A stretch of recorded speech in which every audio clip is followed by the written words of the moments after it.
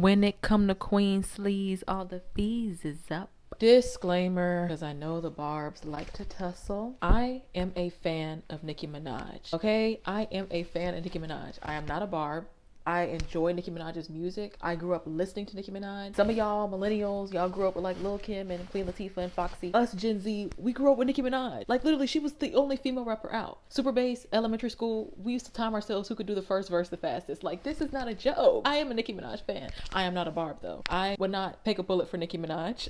I'm not on Twitter fighting and arguing with people and doxing people. Like no, like I'm not a barb. I think barbs are like a different breed of stan, a different breed of like fandom. I'm a Nicki Minaj fan. I am not a barb. I literally have a framed picture of the cover of the paper magazine Winter 2017 Menage a Trois on my wall at home. I like Nicki, guys. I just feel like the girls are coming for me in the Beyonce video, even though I literally had a $50 Beyonce shirt on. I sold y'all my freaking Ivy Park Adidas shoes and people still were getting mad like I'm just some type of hater that I hate Beyonce. And I'm like, how could I give money to somebody I hate? Come on now, like be serious. So I'm just doing that same disclaimer for the barbs. These past couple of years for Nicki has been different from the rest of her career. Obviously it's time changes things. Ever since 2018 when Cardi B came into the mainstream, it's really just been different for Nicki. It's felt different, at least for me as a fan. Like I said, I grew up listening to Nicki Minaj and her rise and impact on women in rap is undeniable, and I acknowledge that, period, point blank. She calls herself the queen for a reason. Like she really does have such a strong hold on women in rap. The fact that me as somebody who's a part of Gen Z, I'll be 22 in January, the fact that that's the only female rapper I really saw growing up says a lot about her impact, says a lot about her widespread acclaim,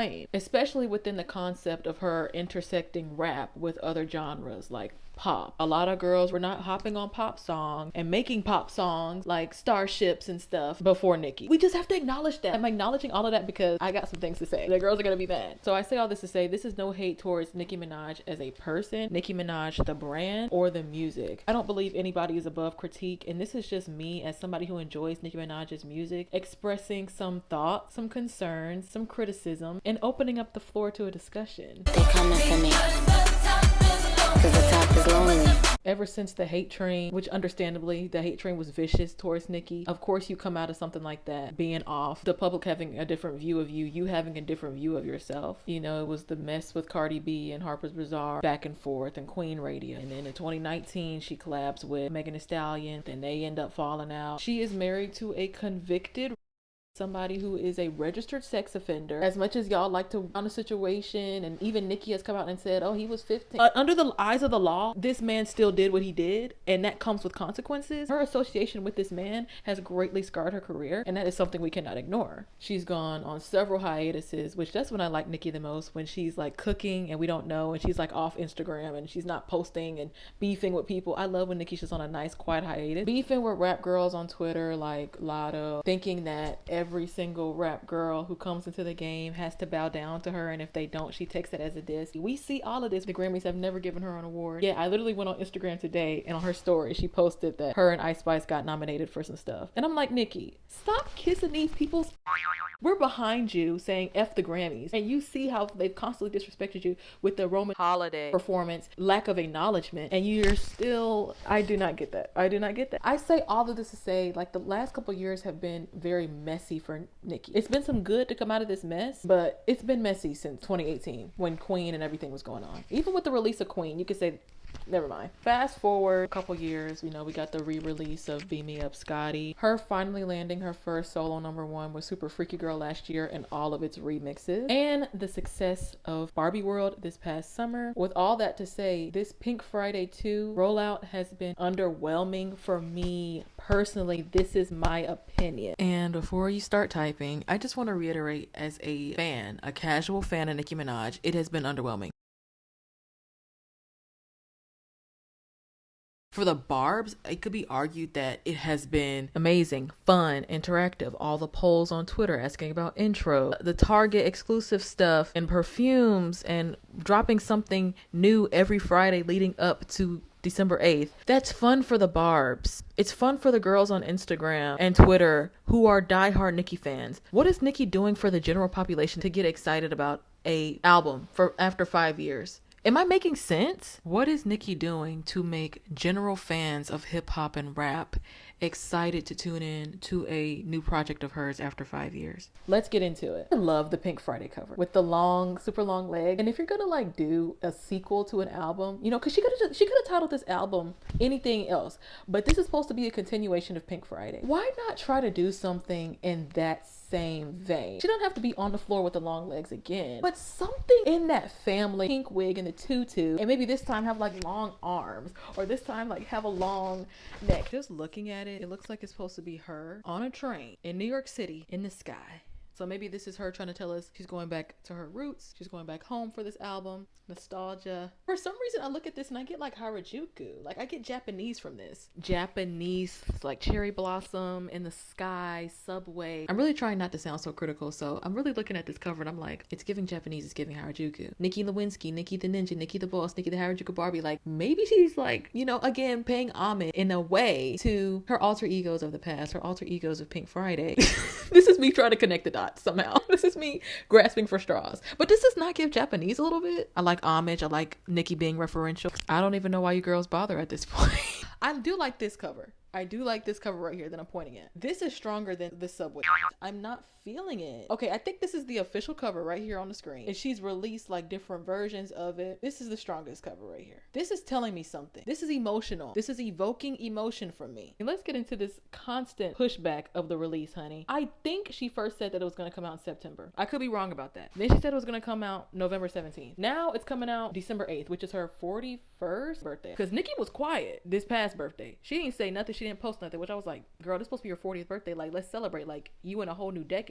She was quiet. Anyway, she can do whatever she wants on her birthday. I don't know what the reason is for the constant pushback, but it's not helping with keeping people's attention. I don't know if it's like a label thing or if she's just not ready and wants to add more. Leading up to Pink Friday 2, she's just throwing stuff at the wall and seeing what sticks. That is the whole vibe I'm getting, even with the music. So I actually really do like Last Time I Saw You. I really, really like it. I really liked her VMA performance. I think it's a really strong song, and I hope we get a lot of this from Pink Friday 2. More vulnerability, more versatility in regards to genre dipping and deliver. Super Freaky Girl, Nicki Minaj's first solo #1. I actually enjoy it. Like, I actually do the fitness Marshall dance that they did to it. Like, it's a cute song. Doesn't have a ton of replay value for me, but I do it when that little exercise comes on. I completely forgot about Red Ruby the Sleeves, which just goes to show what I think of it.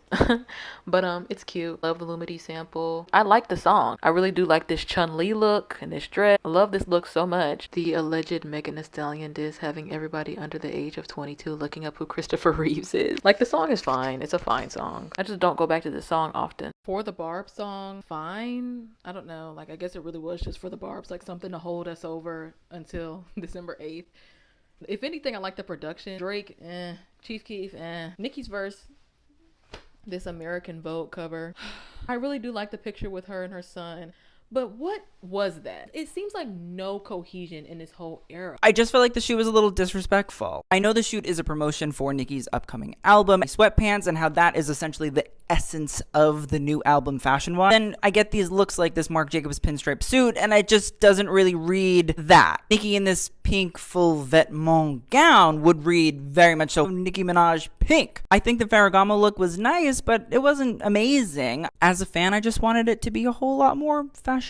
It's just like we took so many different aesthetics. I don't know where we're going. I don't know what we're doing. I don't know what that was supposed to tell me. I don't know who styled her. I don't know who was the director, but I blame them. I don't blame her. It just seems like all these different photos of like Nicki in these different outfits, but what are the outfits telling me? What are they telling me about Pink Friday 2? About this new era of Nicki Minaj, being a mother, being in a new decade of life, still running the rap game. Like, I don't know what that was. Again, I'm not trying to be too critical. I am not a fashion girl. I appreciate the cover photo. I love that white gown. If it would have been pink, mwah. But, you know, it's demure. It's supposed to show Nicki in her soft era. The vêtement look with her son. I actually really like that. The oversized lounge clothing to emphasize being with your child and having those days where you don't get all dressed up because you're with your kid. I love that. And then you just lost me with all the other looks. Like, where's the cohesion? Where's the flow? The Dolce & Gabbana gown was just horrendous.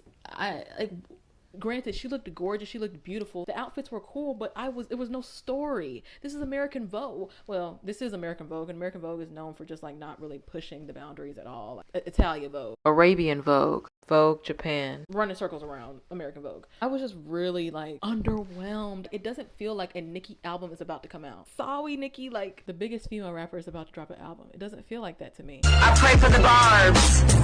that know all of Nicki's lyrics, but can't read. I'm expecting this to either be a featureless album or collab with a lot of the rap girls that she believes in, the new rap girls that she believes in, to dead this narrative that she don't F with the rap girls, because that's what it's giving. So I feel like if she wants to dead that and be a girl's girl, as y'all call it, I would like to see some new rap girl features, kind of like what she did with the Super Freaky Girl remix. Drake and Wayne verses are getting old. I want to see her collab with some new people. That's why I love the Kim Petras collab so much. I want newness. I want a breath of fresh air. I want this to be like Nicki reinvigorated. I don't want the same old, same old. I don't want Nicki to play it safe. It's been 5 years. I'm expecting never before seen, never before heard Nicki Minaj. I just really want Nicki to challenge herself. I want Nicki to tell me something. Tell me something about you, Nicki. What has been like dominating female rap in the 2010 and being in this industry as a woman, as a black woman, as a Caribbean black woman. Just give it, like, lay it all out for us, Nicki. That's what I want. And I think that's what we need in 2023 from Nicki Minaj. I don't know if she's going to make a lot of references to Pink Friday. I hope we see new production choices, because I would love to hear more experimentation from Nicki. I want her to push the pedal a little bit. I say all this with love. I'm excited for Pink Friday too. I'm going to review it. I just hope that the rollout gets cleaner in these last couple weeks up until December 8th. More looks, exciting promotion. It's like she's a legend in the space and we've had a hole, and I want her to fill that hole.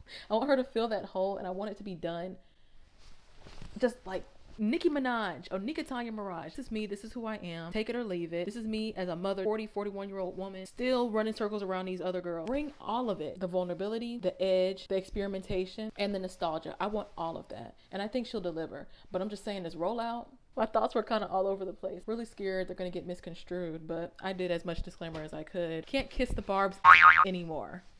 I'm done.